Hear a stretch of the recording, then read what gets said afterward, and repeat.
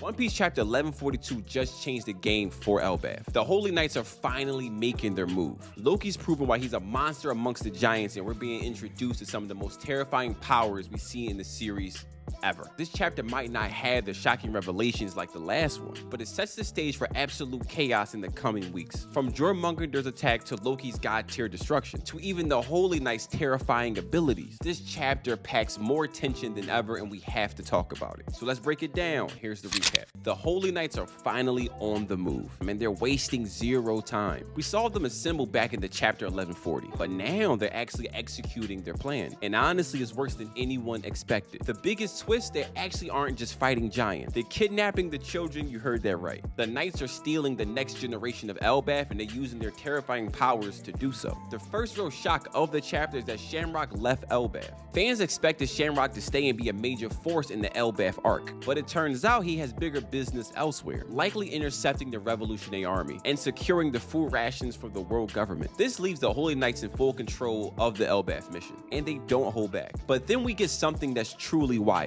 A legendary creature suddenly appears in the schoolyard. Out of nowhere, a giant serpent appears. The world serpent appears, and it's not an illusion, it's actually real. The panic spreads fast, and the teachers of the school organizes to evacuate the children. But chaos explodes, and the children start falling asleep and heading to the ship of the Holy Knights. But that's where things start clicking. This isn't a coincidence. These are the Holy Knights' powers in action. Sombra's ability is to turn nightmares into reality, meaning that the monsters that we actually see are created by fear. Killingham's power is actually putting people to sleep, meaning that the children can't resist. Gunko's arrows guide the sleepwalking children to the ship.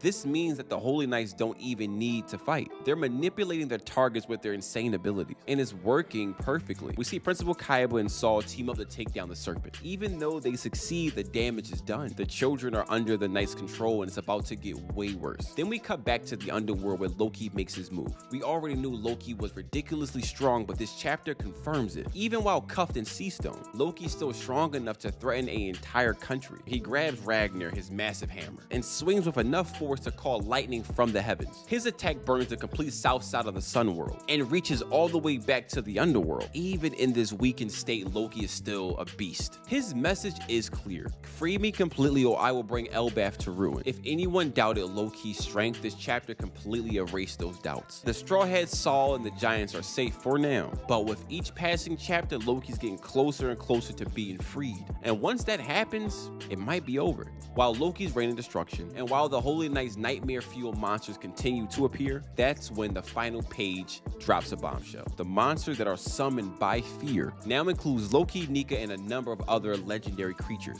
Yes, Nika, the actual image of Joy Boy, has manifested as one of the nightmares. The children's fears are becoming reality, and now Nika is a part of that vision of destruction. This moment completely flips the script. Why are the children afraid of Nika? Is it just a legend, or is it something deeper here at play? The chapter ends with this chilling final panel. These things are the vision of the world, and they are terrifying the children most. Chapter 1142 sets up so much tension for chapter 1143. Will the Holy Knights succeed in their mission? How will the giants fight back against these insane powers? Will Loki be freed? If so, who will even stop him? But why is Nika included in the children's fears? And what does this mean for Luffy's role in Elbaf? Trust me, this arc is about to explode. What do you think of the chapter? Drop your thoughts in the comments below. Like, subscribe, and hit that notification bell so you don't miss the next recap. We're just getting started in Elbaf.